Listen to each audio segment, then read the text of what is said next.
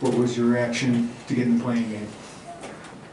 Well, I agree with them. It was just, they obviously messed up on how they put the brackets out. And I mean, it's unfortunate. Like, and it's kind of sad for our kids because it was like, just the whole thing was kind of ruined because it's about your name coming up and they dropped the whole bracket. I mean, and our kids didn't even react. I'm like, do they see it? Like, so that's unfortunate. Like, I've been through it. Like, it's not about me. Like, it's unfortunate for them. For all those teams, I had to see that. Like, that can't happen. And then, I just, personally, again, like, I just said I wanted to be in the tournament, but I think that I thought we did enough work to not have to be in, the playing game. But I also know we were in the playing game last year, and I felt the same way. And we went and, we used it as motivation, and we played really well and beat DePaul. So, it is what it is, and, you don't understand, who knows what goes into everything with the seeding and, what they took into consideration, but the fact of the matter is, again, Illinois women's basketball is playing in the NCAA tournament, and I can't sit here and now be greedy when I would have given anything in my first year to be in the NCAA tournament. So we'll use it as motivation. We'll use it, and I'm good at that. I'll flip it, and we'll have a really fun message, I'm sure, internal message that, we'll go out there and try to prove people wrong. Coach, any news on the availability of Bryn Shupil? What does she mean to your team? Yeah, hopefully she'll be able to go. One thing about playing Wednesday is also, a couple more days that she, could have had some time to heal a little bit more, but hopefully she'll be able to. Most of it's just a day-to-day right now of how she feels and what that's going to look like.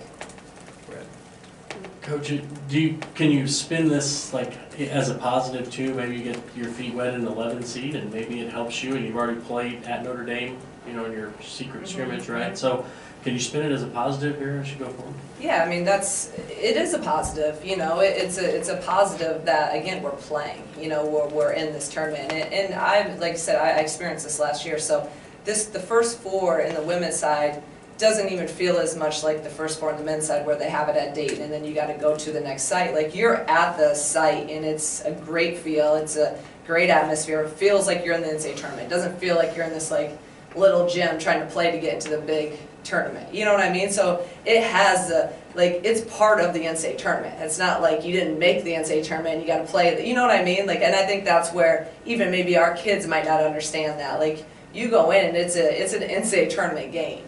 And it feels like it. So, we're excited to play, and it's a tough matchup. I mean, it's not an easy game at all that we have either. So, yeah, the positive is we're in the tournament. You mentioned this in Minneapolis after you got beat by Maryland, but did you have a different feel over these last 6-7 days than you've had at Dayton, where say you've lost the A10 final and you've been on pins and needles going, are we in? I have no earthly idea. It seemed like there was a calmness for a week that you were like, okay, now I get to prepare for the NCAA tournament instead of wonder what the heck's going on. Yeah, no, I mean, I did. I felt like I was joking about that. I was actually in Dayton this week in recruiting at the Ohio Girls State Tournament, and I was like, man, last year at this time, I mean, we were freaking out, not knowing. And this week I felt really confident that we would be in. So I didn't have as many, freak out moments. I had a couple when some of those, there's some upsets with South Florida losing and Gonzaga losing. There was a couple, oh my gosh, like what? But I was confident throughout. Andy? I know you have a couple players with NCAA tournament experience, but you have so many younger players who haven't been in that environment. What do you kind of do to prepare them for that? There's some of it you just got to go through it. You just got to go through it. We've had players. Makaira played, Bryn played a little bit last year. Kendall was there with Michigan State. I don't know how much she played. Obviously, Jen didn't play, but she's been through it, so she understands what it feels like. And this is a great part of our growth too, and as this team, like as we can continue to grow, obviously we want to do well this year, but then you look at a year, 2 years, if we can keep this core group together, this is part of that growth. Like, okay, we've been in an NCAA tournament. And also sometimes when you have younger people that haven't been in it, sometimes, I've said this before, they don't really know what they don't know, and they don't put as much pressure on themselves. Where my last year's team, they were 6-year, 5th-year seniors, and you almost, like, you want it so much, you almost tighten up sometimes. So sometimes youth and not knowing, sometimes it can be an advantage to you as well. Joey? Shauna, just for you, what was today like for the emotions, I guess, or just knowing that finally this was going to happen in year one?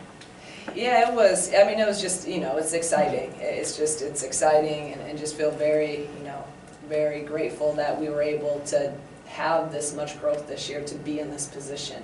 And grateful for these kids that believed in what we were doing from day one, continue to get better, continue to fight through adversity. We had ups and downs, we had injuries, we had a lot of things that went on this year, and they were just so resilient. So to be able, to see our name and to see the excitement around here and the people that showed up, this is what I know I came here to do. This was the goal, this was the vision, this is what I believed could happen. And to do it in year one, it's still kind of almost like Jada said, almost like surreal. Like, did we really just do this?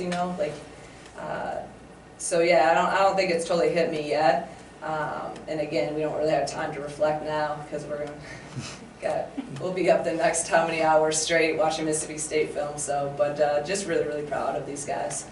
Doug? Coach, it seems like the importance of guard play is always enhanced in postseason. Having all Big Ten quality guards, do you feel like that's an advantage for you heading into the tournament? Yeah, you gotta have guards, and you gotta have a really solid point guard, and I'm fortunate that we have 2 really solid point guards, because those are the people that have the ball in their hands a lot, and those are people that make plays, and in tournaments that's what you need, and especially just what I know of Mississippi State and watching them a little bit this year, they're really athletic guards, and luckily we have athletic guards ourselves that should be able to match up well with them. So guard play is huge this time. Joe?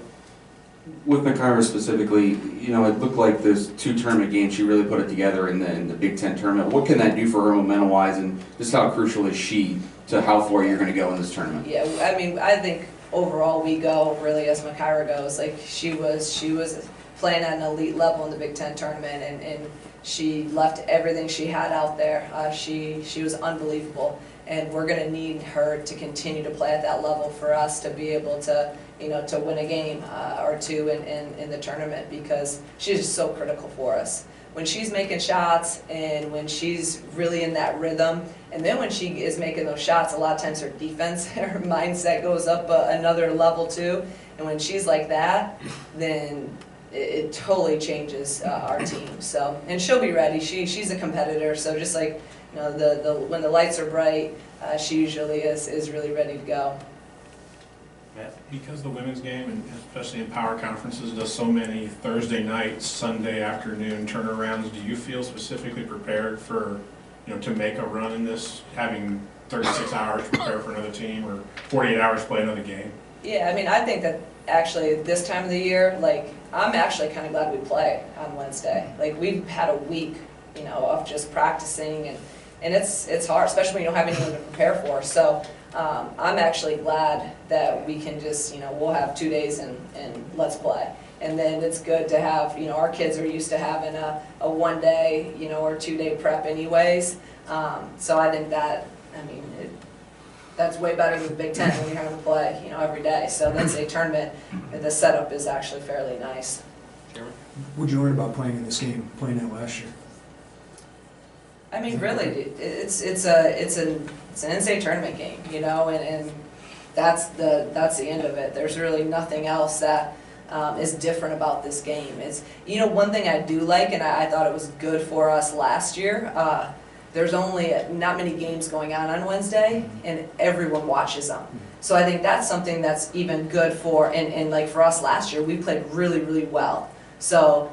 Now, granted, I left, but it really helped us recruiting-wise, and the eyes were on us. So I think that's a positive out of this game is, right, the men start up until Thursday, and then, the first 4 is Monday, Tuesday for the men. So Wednesday night, everyone wants to watch sports, and especially basketball, so there's only a couple games on, and we'll be one of them. So it'll be a great time for the country to watch us play, and hopefully we play well. Do you like this opportunity to kind of spin this for a chip on your team? I always love these things, so I will have fun with it, yes. Anything else for Coach Green?